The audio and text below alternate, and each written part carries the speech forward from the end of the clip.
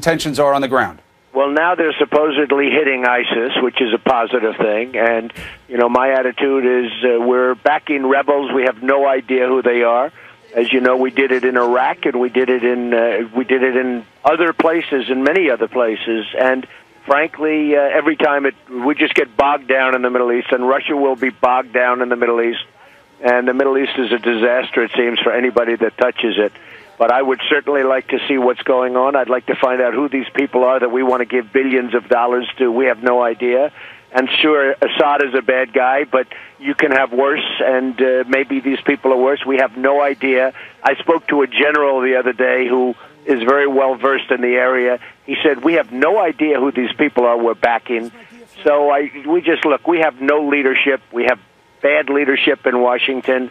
We have no idea what we're doing, frankly. But is wait and see good leadership here? Because you would effectively be subcontracting out the war against ISIS to Russia. Is that a situation? Saving tens of billions of dollars and letting them go after ISIS. Because, you know, they want ISIS also. They want to knock out ISIS because they don't want them coming into Russia.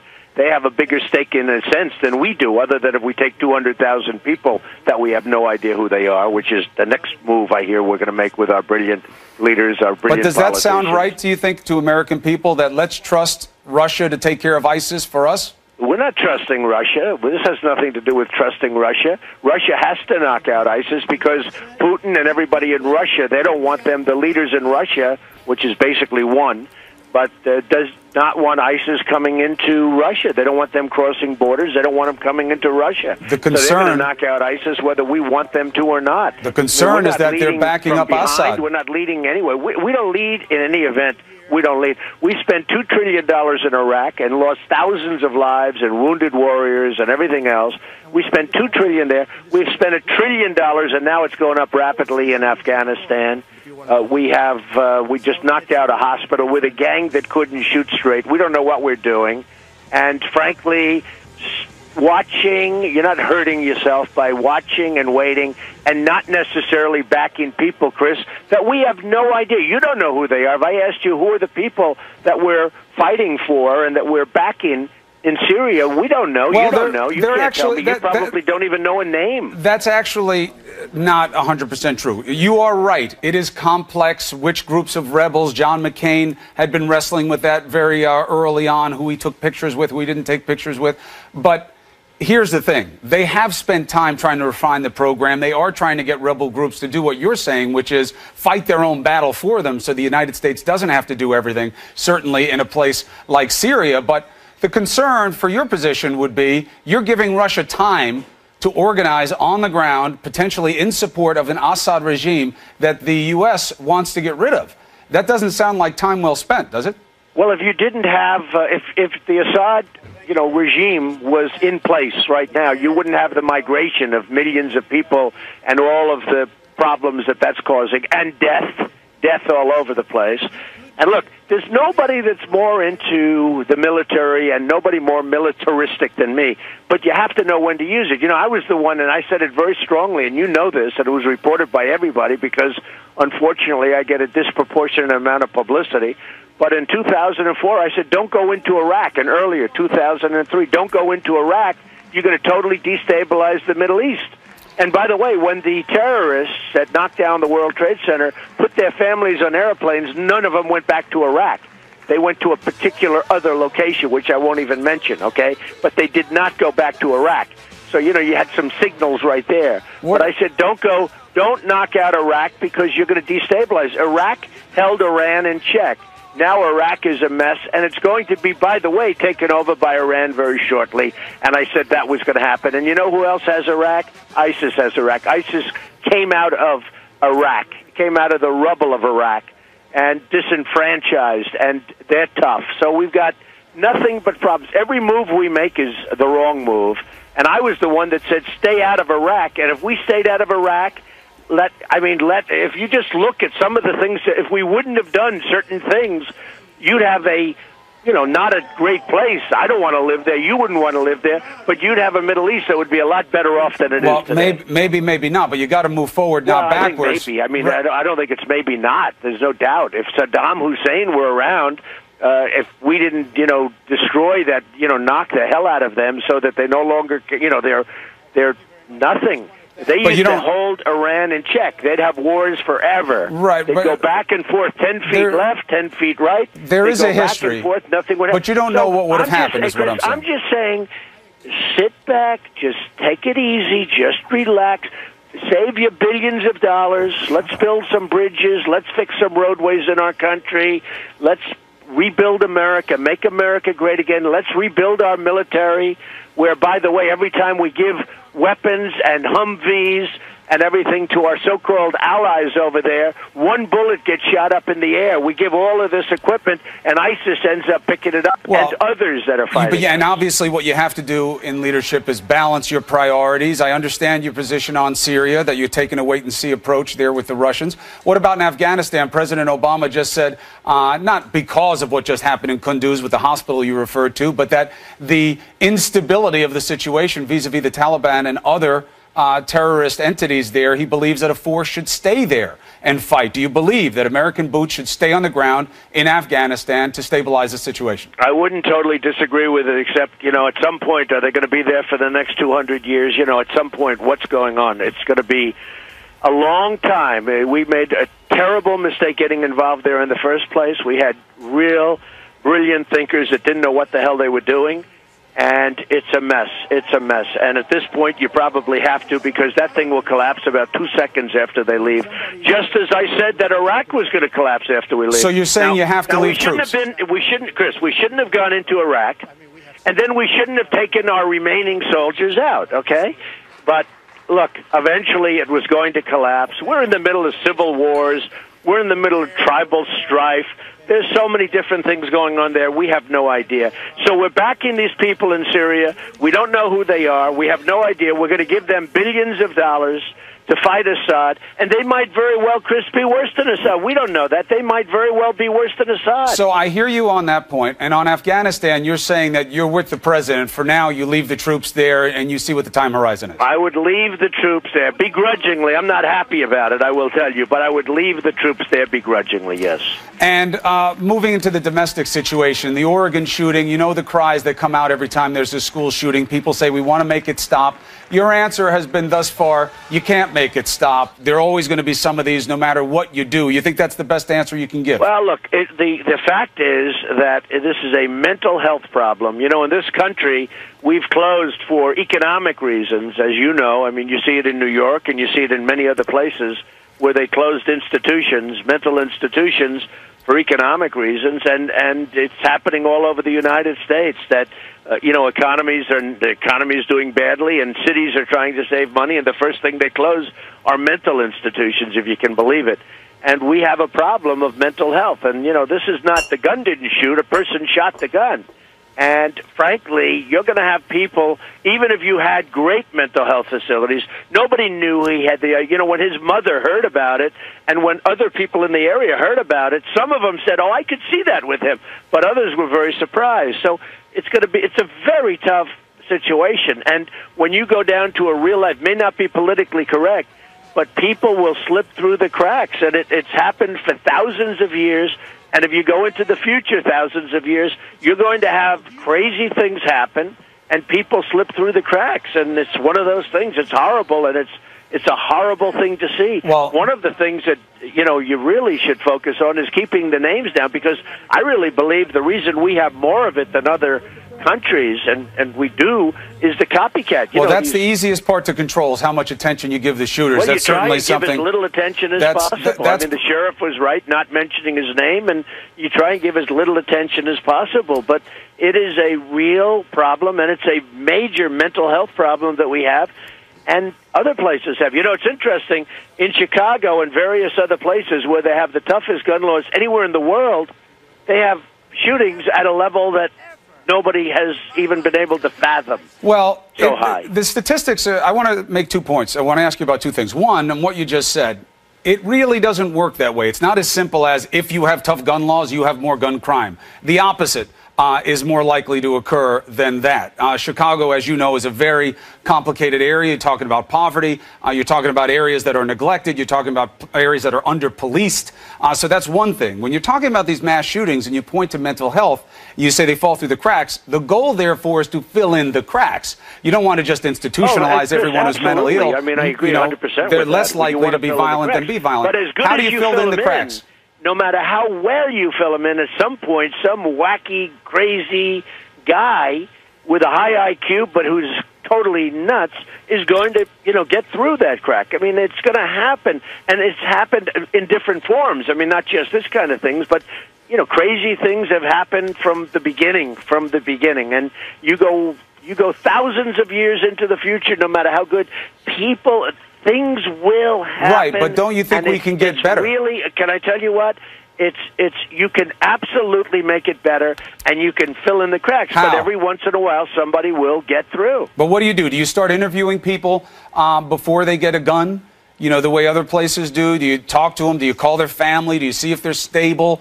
Would you put that type of onus on the process of getting a weapon? Well, we have right now in 1998 a lot of legislation was passed. And we have good legislation, but unfortunately it's not really working because a lot of people are not utilizing it, including the federal government. I mean, the federal government's done a hell of a bad job of policing it, but we do have existing legislation which should be very effective, and it's not. You know that. I mean, why is it not? They report all the time. It hasn't been effective because the government is not doing a good job in policing it. Well, you also have some of those loophole problems, right? You have background checks, but you don't have them on person-to-person sales in every place. States have to do it for themselves like they did in New York. You have the gun show loophole that Hillary Clinton is coming out against that tries to blunt that in some online sales. These are things that are being fought back against. Are you in favor of closing these loopholes? Chris, the one thing I say that I think is very important, though, is I'm a very big Second Amendment person. And if you had somebody in that room or a couple of people in that room who were on the side of good, not evil, and they had guns, you would have stopped that kind of damage that took place. And the cops did a great job. The police did a fantastic job because they got there so quickly. Amazing, but you still had lives lost and people really badly hurt. But the police did a fantastic job. But if people would have been in that room and if they would have had a gun, you would have had a tremendous, if they knew how to use it, you would have had a whole different outcome. It's a big if. It's a big if when you look at the statistics. Well, but it is a big if because you don't know what happens. That room that knew how to use a gun, was trained. And by the way, most of the gun holders that do it legally, most of the gun holders really know how to use them. But if somebody were in that room that had, experience with a gun, they would have been able to fight back. They would have shot him maybe before he before he hurt and killed so many people. Maybe they would have shot somebody else. When you look at the research on this, having a weapon when confronted by someone with a weapon can go either way. But the point becomes... he's in the room... I understand the hypothetical. That had absolutely no weapon. I mean, they're just sitting there with their hands up. He had them lined up, stand up, and then he shoots them. I understand. It's a terrible situation. Especially if they said they were Christians. I mean, he would shoot them in the head. And these people are just standing there, just waiting to be slaughtered. You would rather have a chance to fight back. If they had a gun in the room, if somebody had a gun in the room, at least they would have had a fighting chance. You would rather have a chance to fight back. There's no question. So that leads to the next question. Are you in favor of more guns? Get rid of gun-free schools, have gun-full schools, have armed security in schools. Is that what you think the answer is? Well, this was a gun-free school. I mean, this was a gun-free area, they call it. And frankly, that wasn't working so well, and that hasn't worked. How about military bases? How about the five soldiers that were killed? And they were actually heroes. They were actually experts at a couple of them were expert marksmen, highly decorated soldiers. So do you change those rules? Area. They had a gun-free zone in a base. They were in a base, a military base. So do you change those rules? And shot these five. Incredible. Actually, it turns out to be six, probably. But these 5 or 6 really great, highly decorated soldiers, they were sitting there, and they couldn't do a damn thing about it. So do you change those rules? For a military base to have a gun-free zone, and we've had a couple of instances where that took place, Chris, it's ridiculous. If they would have had a gun, this guy wouldn't have had a chance, especially with these guys. he wouldn't have had a chance. Instead, they're all dead. So I'm going to take that to mean that you would allow military installations to people have carry as opposed to having to. Absolutely, a military installation. And that you're open to the idea. Look, I mean, these people would be alive. They probably wouldn't have gotten any of them. I understand. I understand your alive. point. They're sitting there. They had no chance. And these are highly decorated military people. These were not just regular people. These were highly decorated, very talented and skilled with weapons. I understand your point on that. The schools people. are a little bit more of a complicated situation, but there too you're saying that guns may have made a difference. That's something that you would think about in terms of allowing access. That's going to be a big part of the debate. When the two prisoners escaped in New York that your brother knew very well about and was, I mean, that was not an easy task for him when they got out. A number of people up in upstate New York, I was seeing one instance where a husband and wife, he was a very big Second Amendment person, wanted guns. She was totally against it.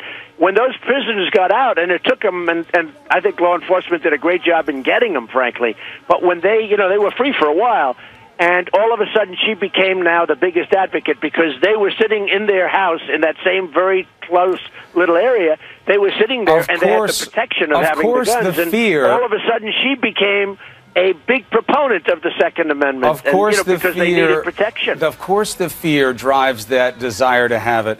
A lot of gun owners respond the same way. I've been in a situation like that. I know what it's like to be afraid that you don't think you have something to defend yourself when somebody else may. The question is, what policies do you put in place? Do they feed that fear, or do they feed a different interest? Let me ask you something. Do you believe that Second Amendment, as you call a Second Amendment interest, feeds into allowing to have assault weapons?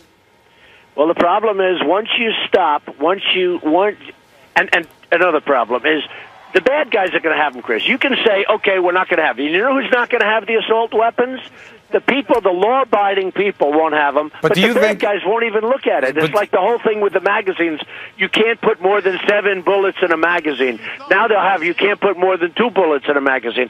You know, the law-abiding people will listen and they'll do what they have to do. So you're open to the assault weapons too? The bad guys, you think they're going to say, oh, gee, the law says I'm going to only put 7 bullets in a magazine.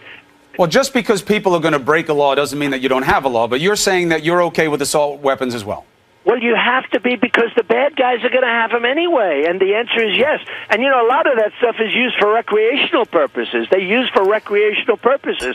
But you're not going to have problems with people that are law-abiding people. But what happens when the bad guys have the assault weapons and you don't, and there's confrontation? That's certainly what feeds the desire to have more guns in society. You've got your finger right on that. Let me ask you about things, but you have to believe in the Second Amendment. I mean, there's no choice. You can believe in it. Remember the school.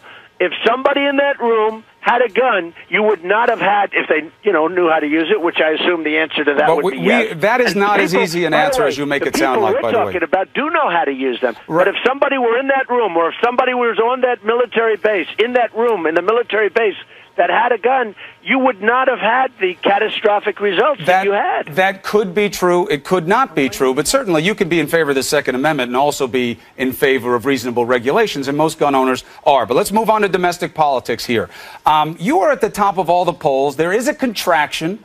Carly Fiorina, Carson, depending on the poll, people are catching you. It's actually making people start to speculate about when you'll get out of the race, which I find very unusual. Usually a front runner isn't discussed in terms of when they'll get out. But have you given consideration? I read somewhere that you said if I fell behind badly, I'd get out.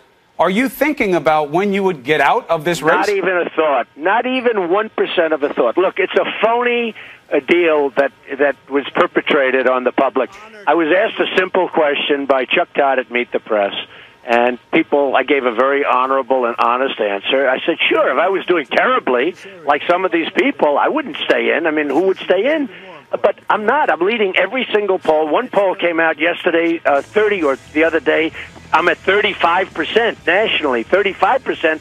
I'm 20 points ahead of everybody else. Why would I get out? So they asked me a question, and instead of saying like these politicians, I watch these guys that are down at 0 and 1%, and they ask the same question. Will you think about getting? Oh, I'll never get out. I'll never get out. And you know they're going to be out in the next 2 weeks, okay? But they say that because that's I understand where your take is on them, but because there's contraction. I'm not getting out. I'm not going anywhere, Chris. I'm leading every poll. I'm leading every state. I'm not going anywhere, okay? I mean, Good I'll to answer hear. it a little bit differently. I gave a very honest answer. I said, look, if for some reason I had no chance and I collapsed, and they take that and say, oh, maybe there's a little weakness in Trump in terms of the answer. There's no weakness. I'm not going anywhere. I'm leading every poll, and I'm gonna win, and I'm gonna make our country great again. That's what I'm not in this to have self-glorification. I've had plenty of that. I don't need that. I'm in it to make our country great again. And right now I'm leading, I'm winning. I'm winning by big numbers. Right, but there is contraction. By really big numbers. There is contraction. I'm not getting out. There is contraction, though. I'm not talking about you getting out. That was one question. The next question depends is... on what poll you look at. If you look at some of the polls that came out 2-3 days ago, I mean, the NBC poll, I was at 29. The OAN poll, I was at 35. That came out 2 days ago. But there is 35. Right, but there is contraction. Your numbers are coming down a little bit. 14 Others are moving up. There was a 20-point lead. Right. Yeah, I mean, there's contraction in your mind, Chris, because everybody says, in the meantime, there's still contraction. by 5, 6 there's contraction in math. State. It's math. It's not my mind. 29 to 24. That's math. Well, that's not my mind. Why aren't you quoting the polls where there's a 20-point lead? I'm just showing the New Hampshire and the Iowa one. My question is that you hear people saying that you should get out or you have to change. I don't hear that, Chris. I don't hear that. Well, he asked the question. Well, you do hear said, Romney's guy Chris, went on and said, "I think he's going to get out before Iowa." Question: would you ever get out? I said, "Yeah." If I thought I wasn't going to win, I'm not a masochist. I told them that I'm not a masochist. If I thought it's going to win, and they end up saying, "Oh, Trump, look, he might." It's so disgusting. I'll tell you what. The media is so dishonest. It's so disgusting. Well, I'm trying to ask you honest questions. Let me ask you about this. I'm giving you an answer. Okay, let me make it a little bit different. I'm not getting out. I'm going to win, okay? I gave a very honest answer, but the press takes an answer like that, and they make it like, oh, there's a big story. They make headlines out of it. It's ridiculous. All right, I asked you about it. Let's move on. Out? The answer is, I'm going all the way, and we're going to win, okay? It's a simpler answer, and people can't play around with that. I mean, I watch these politicians. You know they're getting out in the next 2 weeks, and they say, oh, I'm never getting out. They're not telling the truth. All right. I take your answer on that. You're not getting out. Good to know. I am not getting out. You send Marco Rubio this gag gift with the water and all that. You make your jokes. Interestingly, guys out of his camp are saying this in response. I want your reaction to it. They're saying, yeah, he can send us all the water he wants. Who was tired in that debate? 37 minutes. Donald Trump wasn't just outplayed in terms of substance. He was tired. He's 69. He's old. He's not in shape for this. That's the response coming out of the camp. What do you make of that? They didn't ask me any questions. Every poll, by the way, speaking of polls, Drudge, Time Magazine, Slate, every single poll had me winning that debate. Every single poll that was done, other than some pundits and nobody said I lost it, but every poll. Now, when you talk about the 39 minutes, I didn't say anything. You know why I didn't say anything? Because they didn't ask me any questions.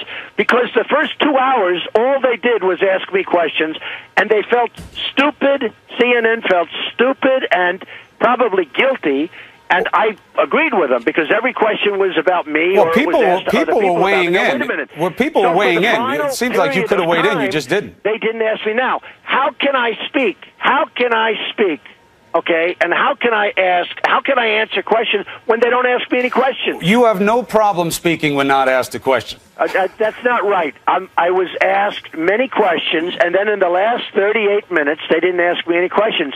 So a lightweight like this Rubio, who's a total lightweight, by the way, believe me, he's weak on immigration. He's got such problems. He's coming up in the polls. A lot of people he has promised. He looks at you. He says, you're old. You're the old generation. He's a lightweight. He's weak on immigration. Take a look at his past. He's got $12 in the bank. He borrows. He works with his car dealer in Florida. Give me a break. Rubio is not the guy that's going to be negotiating with the kind of people you have to negotiate with to turn this country around. But just so you understand, very simple. And he was the one that attacked me first. I didn't attack him. He attacked me. Let me just tell you. He always says, oh, but in the last 28 minutes, he usually uses 28. Now I see he says 38. They didn't ask me any questions.